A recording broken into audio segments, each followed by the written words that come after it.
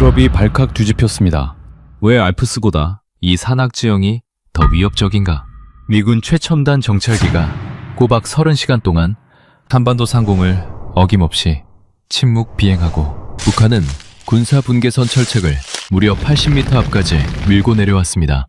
그것도 지난 한 달에만 4차례. 긴장이 결코 가볍지 않은 지금 스위스 국방자문 출신 지형 전략가 다니엘 페로가 한반도로 향했습니다. 그는 이 반도 하나만 18회째 당당히 파고 들어온 사람입니다. 그런 그가 이번엔 전혀 다른 결론을 내렸습니다. 국토의 70%가 산으로 뒤덮인 이 반도는 그가 아는 그 어떤 요새와도 다르다고. 이게 정말 우연일까요? 아니면 이 땅에 차곡차곡 숨어있는 무언가가 따로 있는 걸까요?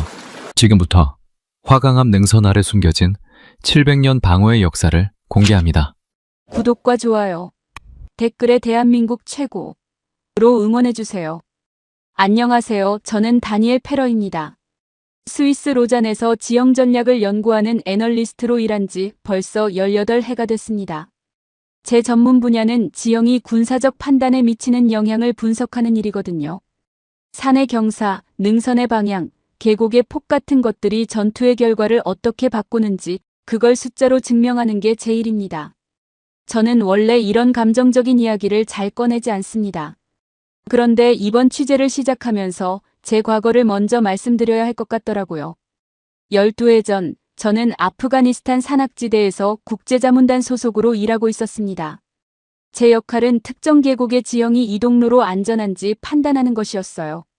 저는 위성 데이터와 경사도 자료를 바탕으로 안전하다는 결론을 냈습니다. 등고선만 보면 완만한 지형이었고 경사도 수치도 기준치 안에 있었으니까요.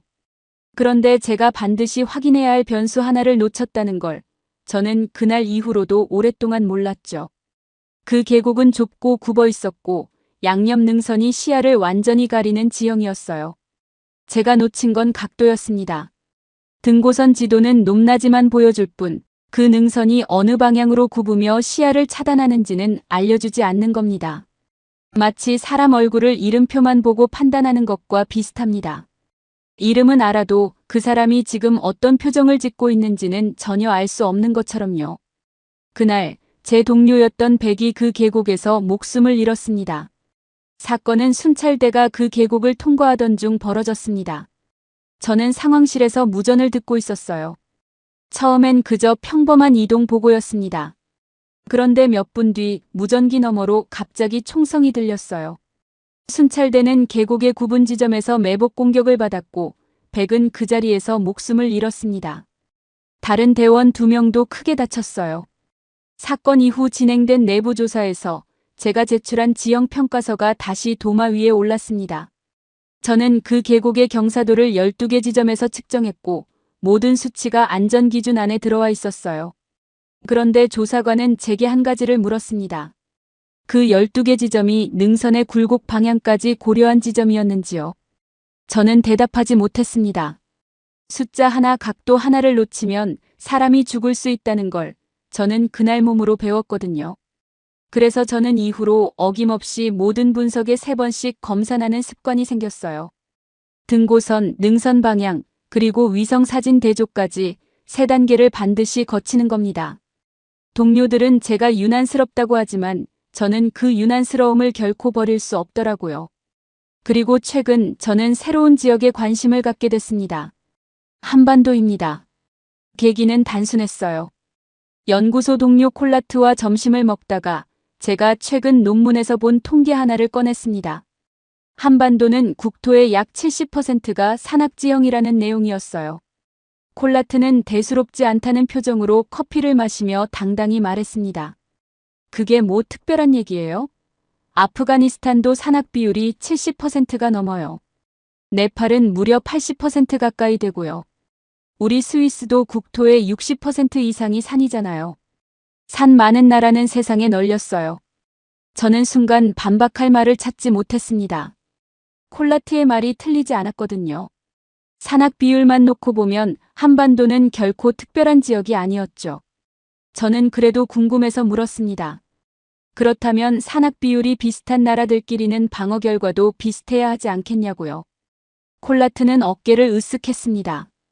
그거야 병력 규모, 무기 체계, 동맹 관계 같은 다른 변수가 훨씬 크게 작용하니까요. 지형 하나로 그 차이를 설명하려는 건 지나친 단순화예요. 저는 그 지적을 부정할 수 없었던 겁니다. 콜라트가 이어서 말했습니다. 당신이 아프가니스탄에서 겪은 일 때문에 산악 지형에 예민한 건 이해해요. 그런데 그거랑 이건 다른 문제예요. 산이 많다고 다 같은 산이 아니잖아요. 저는 그 말에 고개를 끄덕였습니다. 맞는 말이었어요. 산악 비율이라는 숫자 하나로 지형의 성격을 다 설명할 수는 없다는 걸 저는 100을 잃은 그날 이미 배웠으니까요. 그런데 묘하게 콜라트의 그 말이 오히려 제 안에서 다른 질문을 만들었습니다. 산이 많다고 다 같은 산이 아니라면 그 차이는 대체 어디서 오는 걸까요? 저는 그날 밤 숙소로 돌아와 노트북을 켰습니다. 습관처럼 국제군사사 데이터베이스에 접속해서 산악 비율이 비슷한 국가들의 방어 관련 통계를 나란히 띄워봤어요. 아프가니스탄, 네팔, 스위스, 그리고 한반도.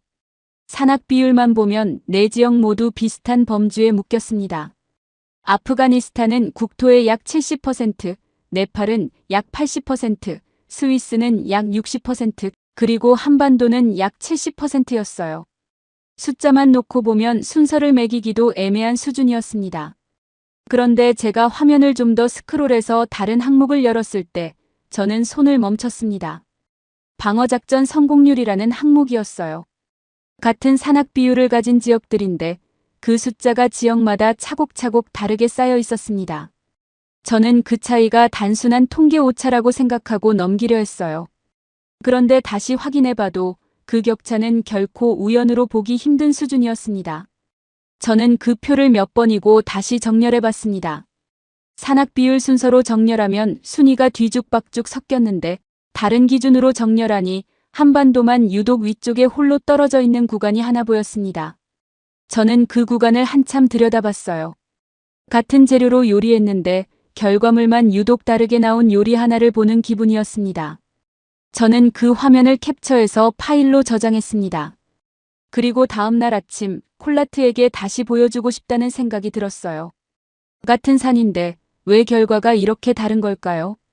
그 답을 찾기 전까지는 저는 이 화면을 지울 수 없을 것 같았습니다.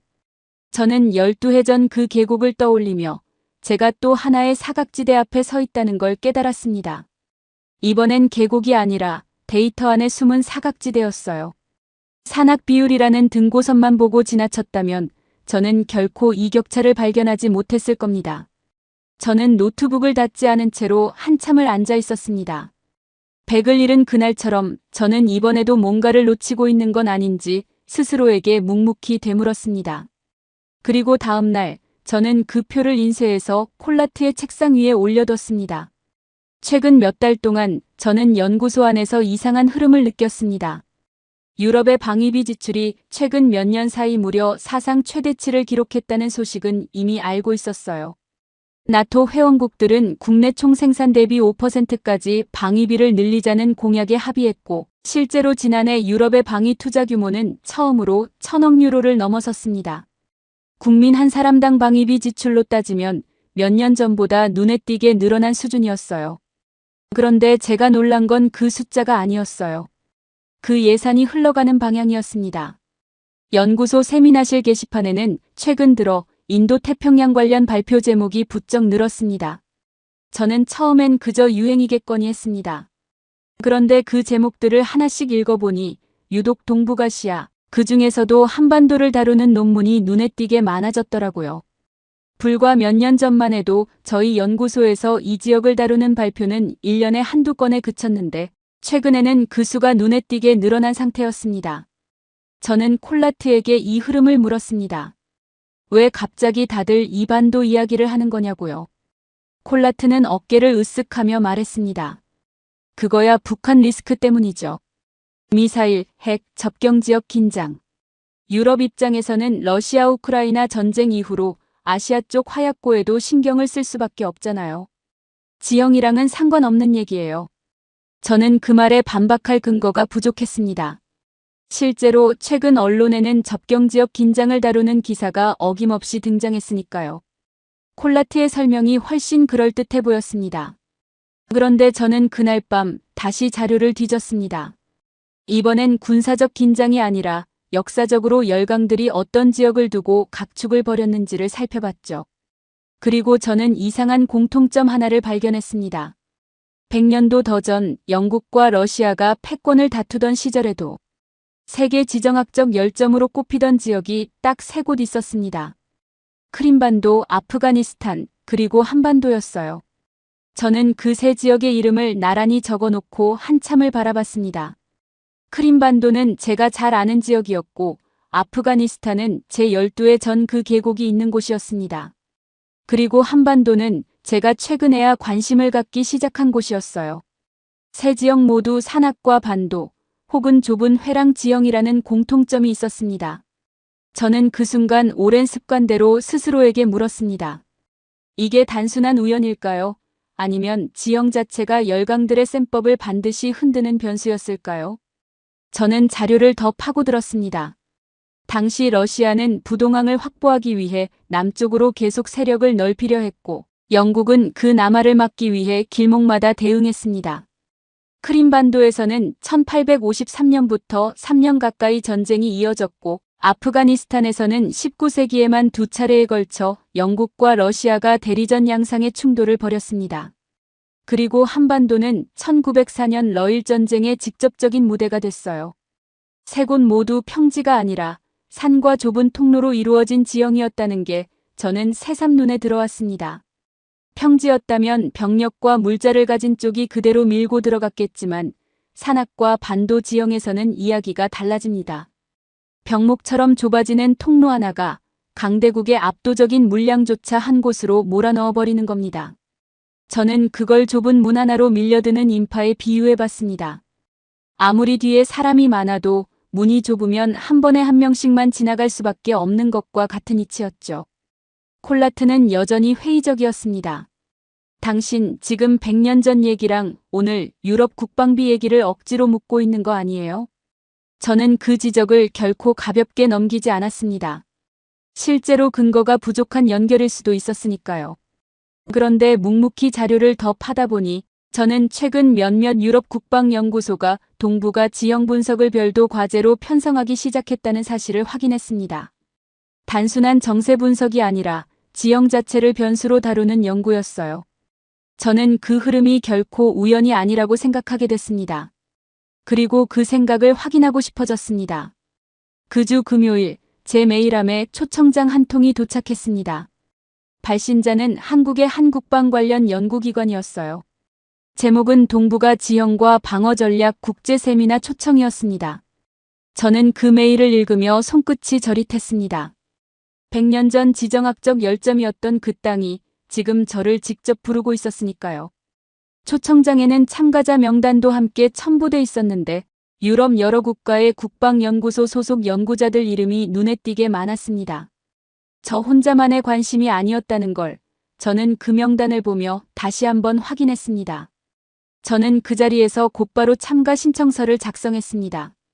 콜라트는 제 책상 너머로 그 화면을 보더니 이번엔 아무 말도 하지 않았습니다. 저는 신청서를 제출하고 나서야 깨달았습니다. 지난 몇 주 동안 제가 쫓고 있던 건 하나의 질문이었다는 걸요. 산악 비율이라는 숫자로는 결코 설명되지 않는 차이, 그리고 100년 전부터 반복돼 온 지정학적 패턴. 이 두 가지가 한반도라는 한 지점에서 겹치고 있었던 겁니다. 출장 허가는 예상보다 빨리 떨어졌습니다.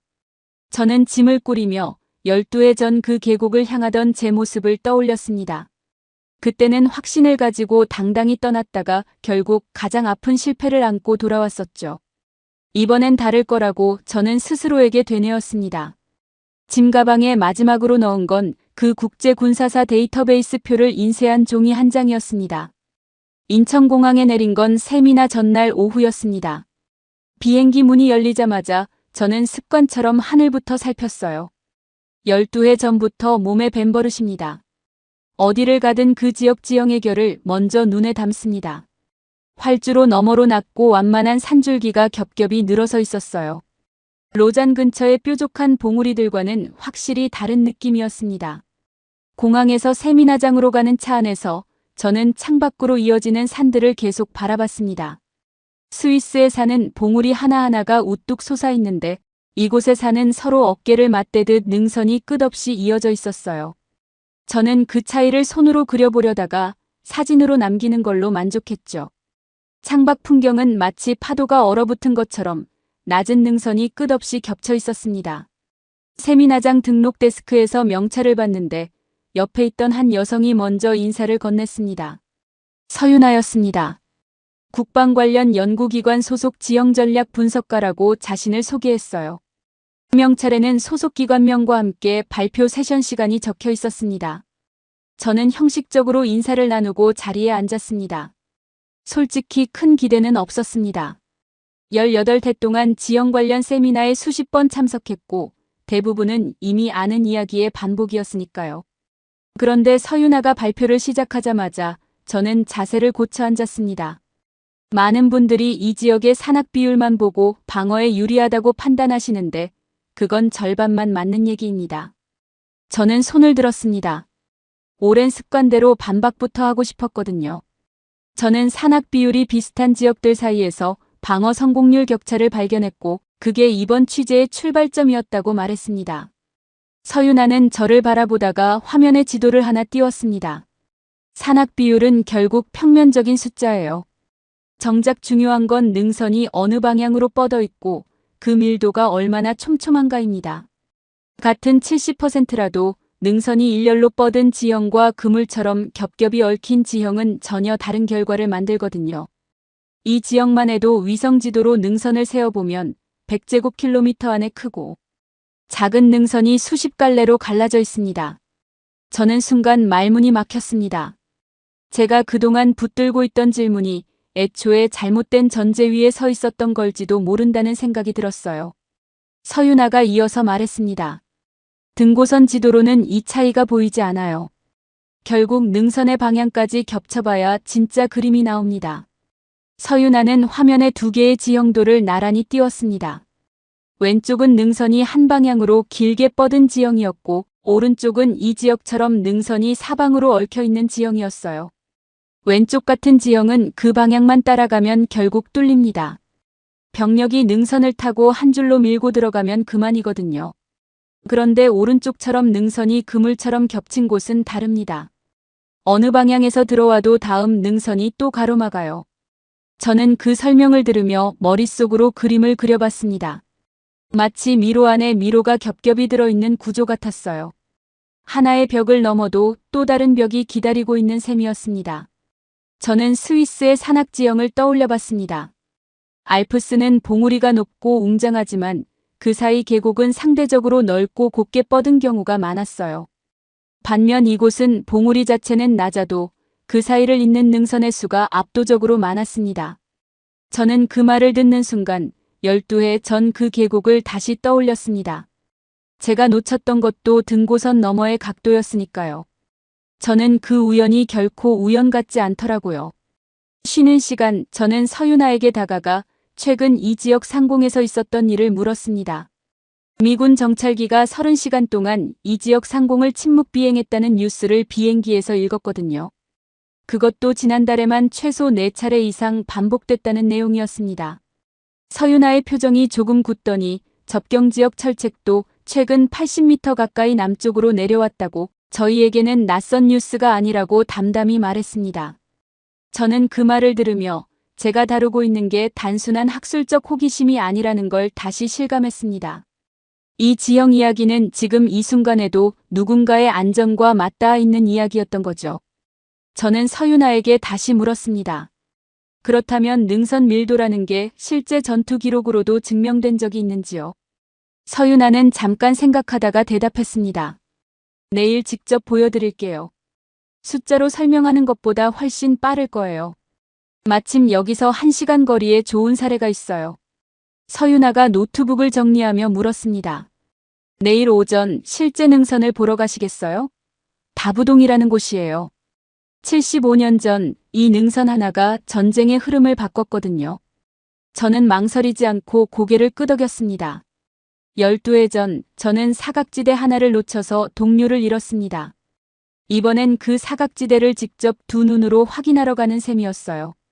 숙소로 돌아오는 길, 저는 차창 밖으로 어둠에 잠긴 능선을 바라봤습니다. 낮에 본 그 겹겹이 얽힌 산줄기가 이제는 검은 실루엣으로만 남아 있었습니다. 저는 그 실루엣을 보며 생각했습니다. 내일이면 제가 12해 동안 당당히 붙들고 있던 질문에 조금 더 가까이 다가갈 수 있을지도 모른다고요. 저는 잠들기 전까지 다부동이라는 그 지명을 몇 번이고 되뇌었습니다. 숙소 창문 너머로 보이는 도시의 불빛 사이사이에도 크고 작은 산 그림자가 섞여 있었습니다. 저는 그 불빛과 그림자의 경계를 한참 바라보다가 잠이 들었습니다. 다음 날 아침, 저는 서윤아와 함께 차를 타고 시내를 벗어났습니다. 1시간 남짓 달리자 창밖 풍경이 완전히 바뀌었습니다. 낮은 구름 사이로 좁은 계곡이 이어지다가 어느 순간 사방이 능선으로 둘러싸인 지형이 나타났어요. 서윤아가 차를 세우며 말했습니다. 여기가 다부동입니다. 75년 전인 1950년 여름, 이 능선 하나를 두고 열흘 넘게 공방이 벌어졌던 곳이에요. 저는 차에서 내려 사방을 둘러봤습니다. 좌우로 능선이 겹겹이 이어져 있었고 그 사이로 폭이 좁은 통로 하나가 대구 방향으로 뻗어 있었습니다. 저는 그 폭을 눈으로 가늠해봤어요. 20걸음도 채 안 될 것 같은 폭이었습니다. 저는 이 좁은 틈 하나가 대구라는 도시 전체의 운명을 결정했다는 사실이 쉽게 믿기지 않았습니다. 서윤아가 설명을 이어갔습니다. 1950년 8월, 북한군은 대구를 향해 무려 5개 사단을 투입했습니다. 이곳을 지키던 건 국군 제1사단 1개 사단이었어요. 병력 규모로만 보면 상대가 되지 않는 싸움이었습니다. 저는 그 숫자를 들으며 반박이 먼저 나왔습니다. 결국 그 병력 차이가 승패를 갈랐다는 뜻 아닌가요? 지형은 부차적인 요소였던 거죠. 서윤아는 고개를 저었습니다. 그렇게 단순하지 않아요. 이 방어선은 전투 정면이 20km에 달했는데 그중 병력과 화력을 집중할 수 있는 통로는 지금 우리가 서 있는 이곳 하나뿐이었습니다. 5개 사단이라는 숫자는 넓은 평지였다면 압도적이었겠지만 이 좁은 통로 앞에서는 한 번에 밀고 들어올 수 있는 병력이 제한될 수밖에 없었어요.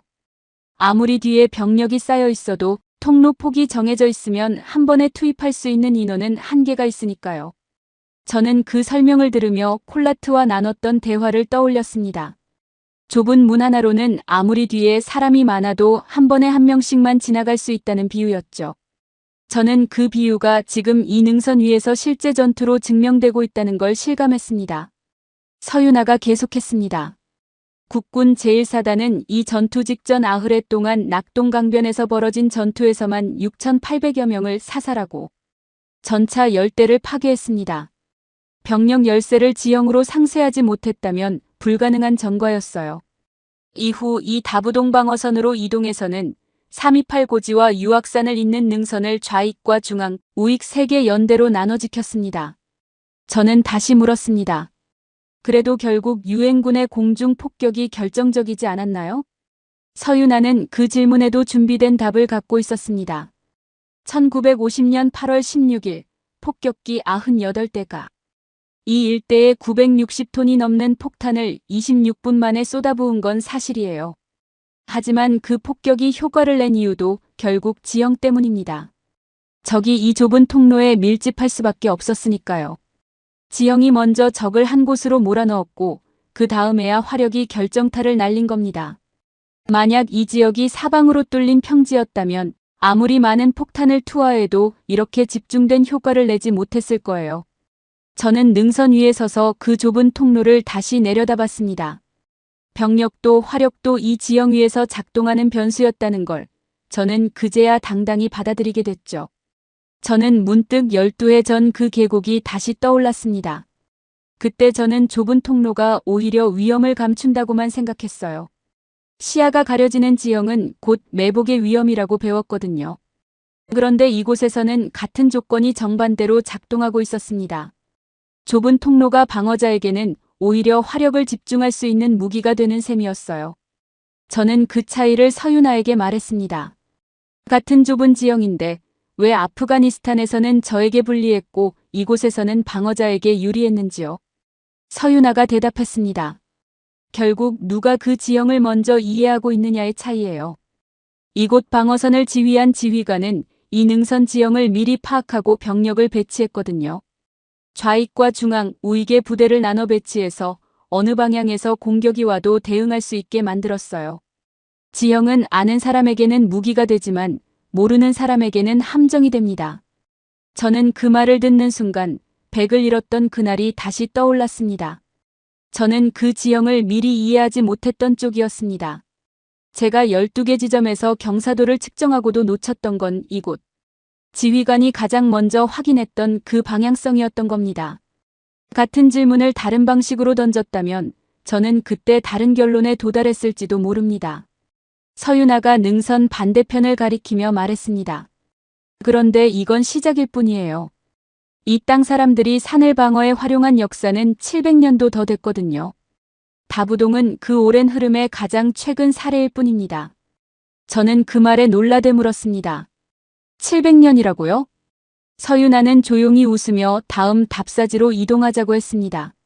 저는 차에 오르며 지금까지 본 것이 전체 그림의 아주 작은 조각에 불과하다는 걸 직감했습니다. 능선 하나를 두고 벌어진 열흘간의 공방이 이 정도 밀도였다면 700년의 역사는 대체 얼마나 촘촘하게 쌓여 있을지 저는 짐작조차 되지 않았습니다. 저는 차창 밖으로 멀어지는 다부동의 능선을 다시 한번 돌아봤습니다. 좁은 통로 하나가 도시 전체의 운명을 갈랐다는 사실이 이제는 더 이상 낯설게 느껴지지 않았습니다. 서윤아가 저를 데려간 두 번째 장소는 산 중턱에 남아있는 오래된 성벽이었습니다. 돌을 촘촘히 쌓아 올린 성벽이 능선을 따라 구불구불 이어져 있었어요. 저는 그 성벽을 손으로 만져봤습니다. 다듬어진 돌이 빈틈없이 맞물려 있었어요. 다부동에서 본 흙과 나무로 된 참호와는 완전히 다른 종류의 방어시설이었습니다. 서윤아는 이런 산성이 한반도 전역에 2,000곳 넘게 남아있다고 알려져 있다고 설명했습니다. 저는 그 숫자에 놀랐죠. 2,000곳이라고요? 삼국시대부터 시작된 전통이라고 서윤아가 말을 이었습니다. 각 지역 세력이 산봉우리를 따라 성을 쌓고 그 안에 우물과 창고를 마련해서 유사시 버틸 수 있게 했고 이 방식이 고려와 조선을 거치며 계속 이어졌다는 겁니다. 서윤아가 성벽 위로 올라서며 말을 이었습니다. 결정적인 전환점은 몽골이 침입해 오던 13세기였다고 고려. 조정이 전 국민에게 산성이나 섬으로 피신하라는 정책을 전국적으로 시행했다고 지금으로부터 800년 가까이 된 일이라고 설명했습니다. 저는 앞서 그가 말했던 700년이라는 숫자를 떠올리며 되물었습니다. 어제는 700년이라고 하지 않았나요? 서윤아가 웃으며 답했습니다. 대략적인 표현이었어요. 정확히는 그보다 조금 더 됩니다. 이 정책 이후로 산성은 단순한 군사시설이 아니라 국가가 백성을 지키는 표준체계가 됐어요. 저는 그 표준체계라는 표현이 정확히 무엇을 뜻하는지 물었습니다. 산성 안에는 반드시 우물과 곡식 창고를 갖추도록 했어요. 물과 식량이 없으면 아무리 성벽이 튼튼해도 오래 버틸 수 없으니까요. 조선시대에 들어서는 이런 산성들을 다시 정비해서 도성방어를 위한 2중 3중의 방어선으로 재편했습니다. 지금 서울 인근에 남아있는 대규모 산성도 그 시기에 크게 개축된 것들이에요. 성벽뿐 아니라 성 안의 관청과 마을까지 통째로 옮겨서 유사시 도시 기능 자체를 산 위로 옮길 수 있게 설계한 곳도 있었습니다. 저는 그 사례를 하나 구체적으로 들어달라고 부탁했습니다. 서울 동남쪽에 있는 대표적인 산성 하나는 17세기에 대대적으로 다시 쌓았어요. 성벽 둘레만 8km에 가깝고 성 안에 임시 행궁까지 갖췄습니다. 국왕과 조정이 위급할 때 그 산성 안으로 옮겨가 국가 기능을 유지할 수 있도록 설계된 거예요. 실제로 17세기 중반 외적의 침입 때 이 산성에서 몇 주 동안 농성이 벌어지기도 했습니다. 저는 그 설명을 들으며 자연스럽게 스위스가 떠올랐습니다. 저는 조금 상기된 목소리로 당당히 말했습니다. 그거 스위스도 똑같아요. 우리도 2차 대전 당시 국가 요새라는 방어 전략이 있었어요.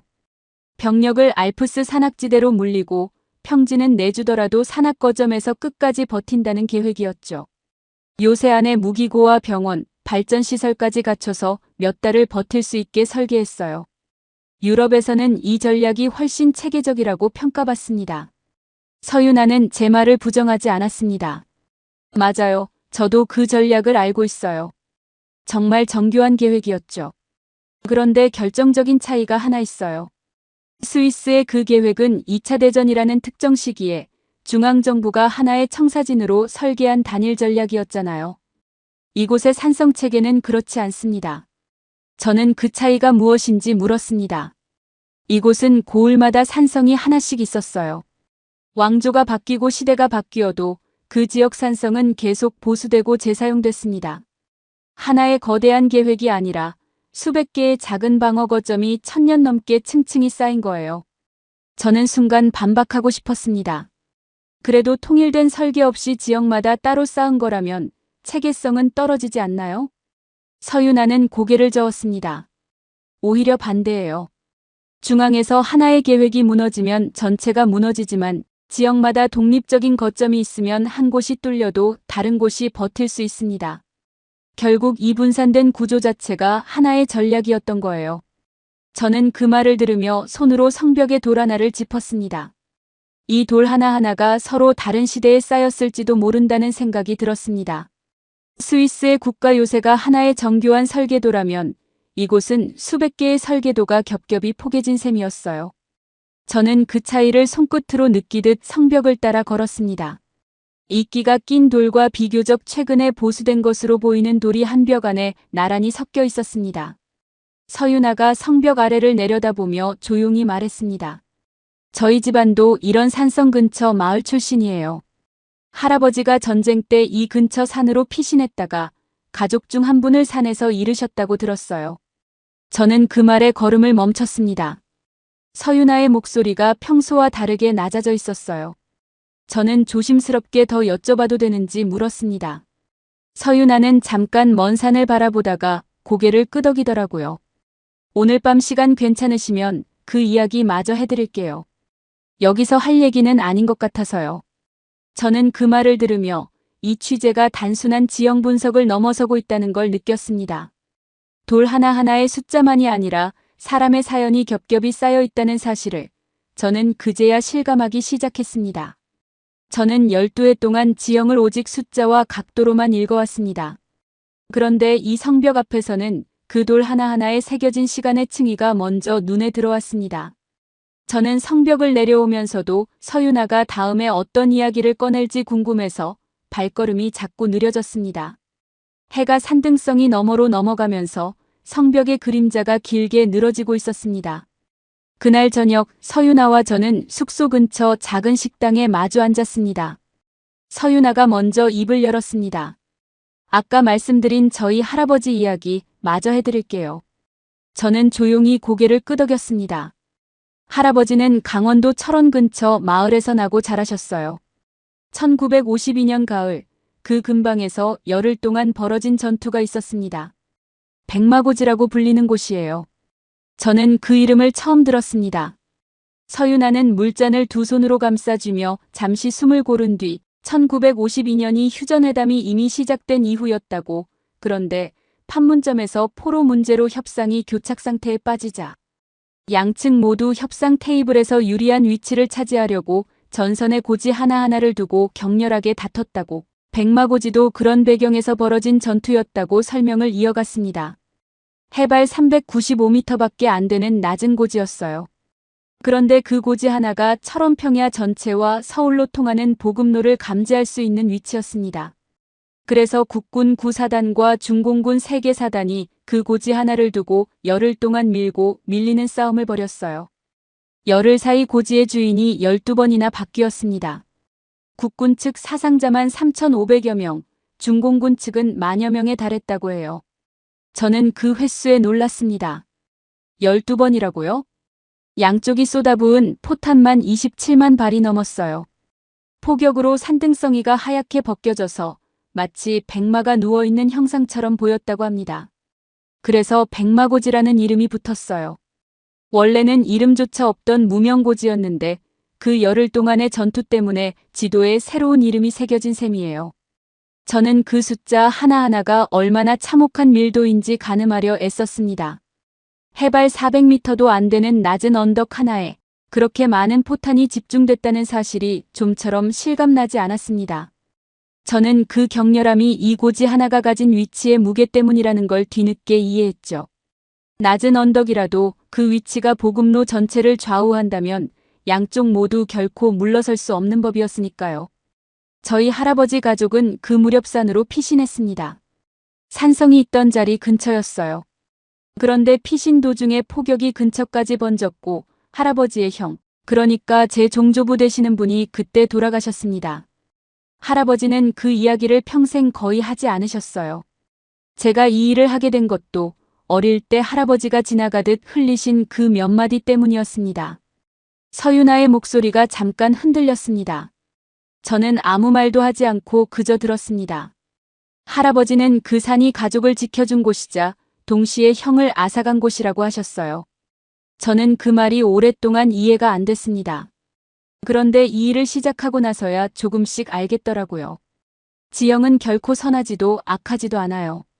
그저 그 안에 있는 사람이 그 지형을 얼마나 이해하느냐에 따라 다른 결과를 만들 뿐이죠. 저는 그 말이 제가 다부동에서 당당히 얻은 결론과 같다는 걸 깨달았습니다. 지형은 아는 사람에게는 무기가 되고 모르는 사람에게는 함정이 된다는 그 말이요. 저는 그 문장을 마음속으로 몇 번이고 되뇌었습니다. 한참 후 저도 입을 열었습니다. 저도 말씀드릴 게 있어요. 어제부터 계속 마음에 걸렸거든요. 저는 12해 전 그 계곡 이야기를 처음부터 끝까지 다시 꺼냈습니다. 백이라는 이름, 제가 놓친 각도, 그리고 그 이후로 제가 3번씩 검산하게 된 이유까지요. 저는 그날 이후 제가 어떤 지형을 봐도 마음 한구석이 결코 편하지 않았다는 것도 처음으로 털어놓았습니다. 저는 심지어 백의 가족에게 아직 제대로 된 편지 한 통 쓰지 못했다는 것도 말했습니다. 12해가 지났는데도 저는 그 앞에서 여전히 무슨 말을 해야 할지 몰랐거든요. 서윤아는 제 얘기를 들으며 고개를 끄덕였습니다. 결국 우리 둘 다 지형을 이해하지 못해서 누군가를 잃은 사람들이네요. 저는 그 말에 고개를 끄덕였습니다. 처음으로 이 취재가 단순한 업무가 아니라는 걸 느꼈습니다. 저는 18해 동안 수많은 지형을 분석해왔지만 이렇게 누군가와 그 아픔을 나눠본 적은 결코 없었습니다. 서윤아가 물잔을 내려놓으며 조용히 덧붙였습니다. 저는 이 일을 하면서 늘 궁금했어요. 왜 어떤 사람은 지형 앞에서 사람을 잃고 어떤 사람은 지형 덕분에 사람을 지키는가? 오늘 당신 얘기를 들으니 그 답이 결국 준비와 이해의 차이라는 확신이 더 들었어요.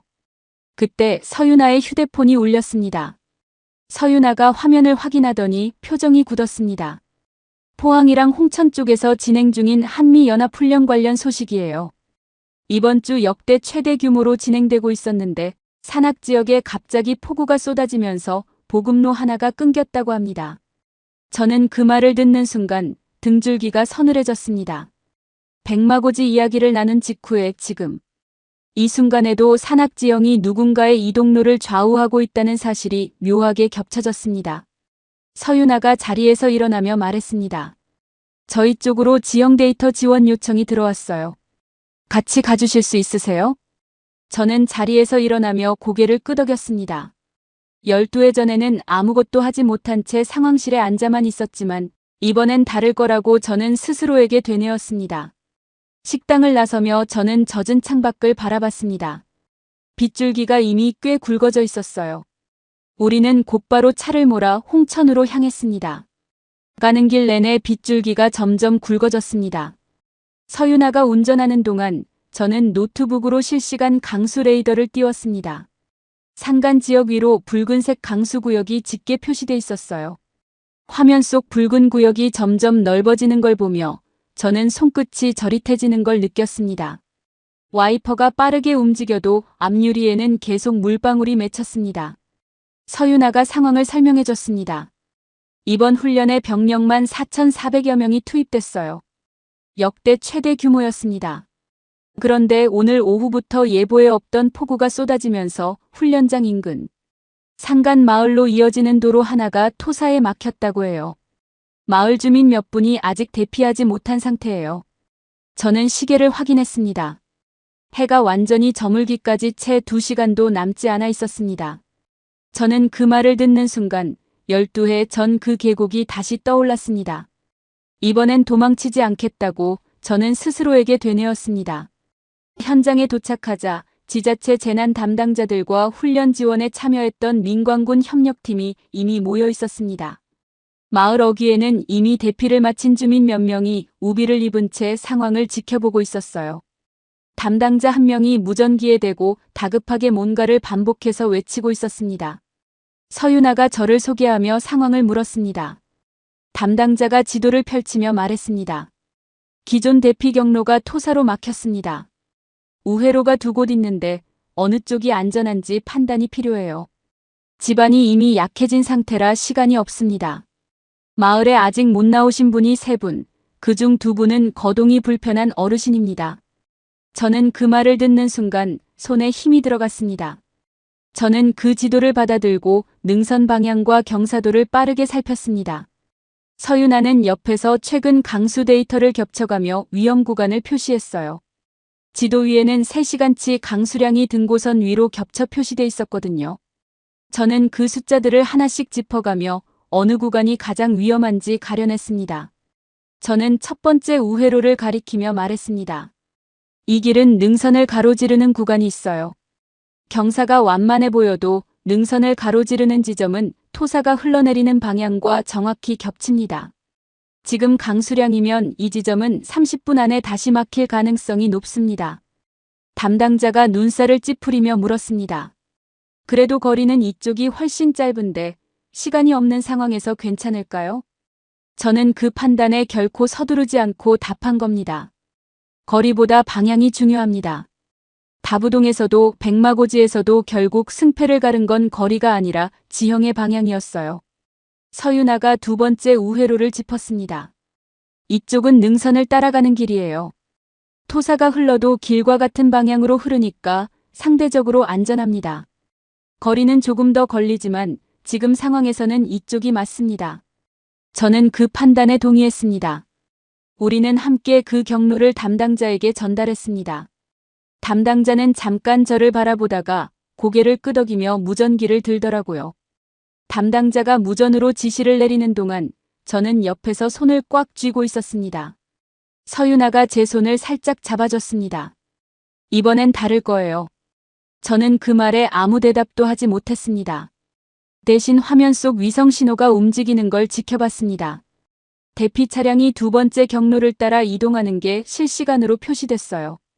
신호가 한 번씩 깜빡일 때마다 저는 숨을 참았다가 다시 내쉬기를 반복했습니다. 10분, 20분, 30분. 시간이 그렇게 더디게 흐른 적이 없었습니다. 30분쯤 지났을 때 무전기에서 마을 주민 전원이 안전하게 대피를 완료했다는 소식이 들려왔습니다. 저는 그 자리에 주저앉았습니다. 눈물이 흘렀습니다. 12해 전 저는 지형을 잘못 읽어서 100을 잃었습니다. 오늘 저는 같은 능선을 당당히 제대로 읽어서 사람들을 지켰습니다. 그 차이가 지형을 아느냐 모르느냐의 차이였다는 걸 저는 온몸으로 다시 확인했죠. 저는 100의 이름을 마음속으로 조용히 불러봤습니다. 100, 이번엔 제대로 봤어요. 서윤아가 제 옆에 앉으며 조용히 말했습니다. 당신의 데이터가 없었으면 저 혼자서는 못했을 거예요. 저는 고개를 저었습니다. 아니에요. 우리 둘이 함께 해낸 일이에요. 잠시 후 대피했던 마을 주민들이 임시 대피소로 이동하는 모습이 멀리서 보였습니다. 우산을 쓴 노부부가 서로를 부축하며 걷고 있었어요. 저는 그 모습을 한참 바라봤습니다. 빗줄기가 조금씩 잦아들고 있었습니다. 저는 젖은 지도를 다시 접으며 12해 동안 제 안에 남아있던 무거운 응어리가 조금은 풀리는 걸 느꼈습니다. 저는 빗속에서 처음으로 지형이 사람을 죽일 수도 있지만 지킬 수도 있다는 걸 온전히 받아들였습니다. 그날 밤 저는 숙소로 돌아와 콜라트에게 짧은 메시지를 보냈습니다. 오늘 있었던 일을 간단히 적고 이 취재가 결코 억지스러운 연결이 아니었다는 말을 덧붙였습니다. 잠시 후 콜라트에게서 답장이 왔습니다. 다니엘 축하해요. 그리고 이번엔 제가 틀렸어요. 산악 비율이 다가 아니라는 거 이제 저도 인정할게요. 저는 그 짧은 문장을 몇 번이고 다시 읽었습니다. 12해 전 저는 지형 앞에서 늘 혼자였습니다. 오늘 밤은 처음으로 지구 반대편에 있는 사람에게조차 이 순간을 나누고 싶다는 마음이 들었습니다. 세미나 마지막 날 오전, 주최 측이 저에게 마이크를 건넸습니다. 원래 일정에는 없던 순서였어요.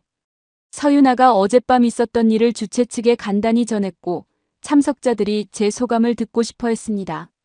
저는 얼떨결에 단상에 섰습니다. 18회 동안 저는 지형 앞에 서는 사람이었지 사람들 앞에 서는 사람은 아니었습니다. 그래서 처음엔 무슨 말을 해야 할지 몰랐어요. 그런데 입을 열자 말이 당당히 그리고 자연스럽게 나오더라고요. 저는 이번 취재를 시작하기 전까지 이 반도가 방어에 유리한 이유를 그저 산이 많아서라고 생각했습니다. 그런데 이번 주 동안 그 생각이 완전히 바뀌었습니다. 저는 화면에 다부동과 백마고지의 지형도를 나란히 띄웠습니다. 이 땅은 산이 많은 땅이 아니었습니다. 능선이 그물처럼 겹겹이 얽힌 땅이었어요. 병력 열세를 상쇄한 좁은 통로, 낮은 고지 하나를 두고 열흘간 벌어진 공방, 그 위에 700년 넘게 이어진 산성의 역사와 오늘날의 재난 대응 체계가 또 하나의 층으로 쌓여 있었습니다. 저는 이걸 지형의 밀도라고 부르고 싶습니다. 단순히 산이 많은 게 아니라 그 산들이 서로 얼마나 촘촘하게 얽혀 있고 그 위에 사람들의 대응이 얼마나 오래 쌓였는가의 문제였어요. 강의실 앞줄에 앉아있던 다른 참석자가 손을 들었습니다. 그러면 산악지형이 아닌 나라는 이 사례를 어떻게 참고할 수 있을까요? 저는 잠깐 생각하다가 대답했습니다. 저도 처음엔 그 질문을 똑같이 했습니다. 그런데 이번 주에 배운 건 지형을 그대로 옮겨올 수는 없어도 그 지형이 만들어낸 태도는 참고할 수 있다는 거예요. 거리보다 방향을 먼저 보는 태도, 그리고 하나의 거대한 계획보다 여러 개의 분산된 거점을 쌓아가는 태도. 이건 어느 지형에서든 적용해 볼 수 있는 부분이니까요. 서윤아가 옆에서 고개를 끄덕이며 덧붙였습니다. 맞아요. 저희도 이 체계를 하루아침에 만든 게 아니에요. 다부동, 백마고지 같은 큰 아픔을 겪을 때마다 조금씩 보완해온 겁니다. 그 과정 자체는 어느 나라든 참고하실 수 있을 거예요. 필리핀에서 왔다는 한 참석자가 다시 손을 들어 자기네는 섬나라라 지형이 완전히 다른데 그래도 참고할 부분이 있겠냐고 물었습니다. 서윤아가 답했습니다. 섬이든 반도든 육지든 그 땅에 사는 사람들이 그 지형을 얼마나 깊이 이해하고 대응 체계를 쌓아왔는가가 핵심이에요. 지형의 형태는 다르지만 그 태도는 똑같이 적용될 수 있습니다. 뒤쪽에 앉아있던 또 다른 참석자가 물었습니다. 그러면 이 취재를 시작할 때와 지금 가장 크게 달라진 생각은 뭔가요? 저는 잠시 서윤아를 바라본 뒤 대답했습니다. 처음엔 산악 비율이라는 숫자 하나로 이 땅을 설명할 수 있다고 생각했어요. 그런데 이제는 압니다. 숫자는 시작일 뿐이고 그 숫자 뒤에는 늘 그 지형을 이해하려 애쓴 사람들이 있다는 거요. 강의실 안이 잠시 조용해졌습니다. 세미나가 끝난 뒤 저는 서윤아와 공항으로 가는 차 안에 함께 있었습니다. 서윤아가 스위스로 돌아가면 뭐부터 할 거냐고 묻더군요. 저는 잠깐 생각했습니다. 콜라트한테도 얘기했는데 우리 연구소에 이 지형 밀도 개념을 정식 분석 항목으로 제안해 볼 생각이에요. 이번에 배운 걸 그대로 가져가려고요. 서윤아는 고개를 끄덕이며 다음 달 자기네 쪽에서 후속 공동 연구가 있는데 스위스 알프스 데이터도 필요하다고 혹시 참여할 수 있겠냐고 물었습니다. 저는 웃으며 대답했습니다. 일정 비워둘게요. 공항 게이트 앞에서 서윤아와 악수를 나눴습니다. 다니엘, 이번 주 감사했어요. 덕분에 저도 많이 배웠어요. 저는 고개를 저었습니다. 제가 더 감사해요. 12회 동안 혼자 붙들고 있던 질문에 처음으로 답을 들었으니까요. 서윤아가 웃으며 말했습니다. 다음엔 제가 스위스로 갈게요. 백마고지 말고 알프스 국가 요새도 한번 봐야죠. 저는 그 말에 웃음이 났습니다. 저는 백의 가족에게 이번엔 꼭 편지를 쓰겠다고 서윤아에게 약속했습니다. 서윤아는 그 말을 듣고 아무것도 묻지 않은 채 그저 고개를 끄덕여줬습니다. 저는 손을 흔들고 게이트 안으로 들어갔습니다. 돌아보니 서윤아는 아직 그 자리에 서서 손을 흔들고 있었어요. 비행기에 오르며 저는 창밖으로 멀어지는 능선을 내려다봤습니다. 12해 전 저는 이 일을 온전히 혼자 감당해야 하는 일이라고 여겨왔습니다. 그런데 이번 주 그 생각이 처음으로 틀렸다는 걸 알았습니다. 저는 눈을 감고 지난 일주일을 떠올렸습니다. 12해 동안 혼자 붙들고 있던 질문, 처음으로 함께 밤을 새운 사람, 그리고 이번엔 무사히 대피를 끝낸 상간마을. 이 모든 것이 한 주 안에 겹쳐 일어났다는 게 여전히 실감나지 않았어요. 저는 노트북을 열어 이번 취재에서 정리한 자료들을 다시 훑어봤습니다. 다부동의 좁은 통로, 백마고지의 12번의 공방, 700년 넘게 이어진 산성의 흔적. 그 모든 조각이 이제는 하나의 그림으로 겹쳐 보였습니다. 축복받은 땅이 따로 있는 게 아니었습니다. 아픔을 겪을 때마다 방어선을 하나씩 더해온 사람들이 있을 뿐이었어요. 그리고 그 방어선은 지금도 조용히 쌓이고 있습니다. 저는 이제 로잔에 돌아가서도 산을 볼 때마다 이 능선들을 떠올릴 것 같습니다. 그리고 그때마다 이번 주 함께 걸었던 사람의 이름도 함께 떠오를 겁니다. 영상을 끝까지 시청해 주셔서 감사합니다.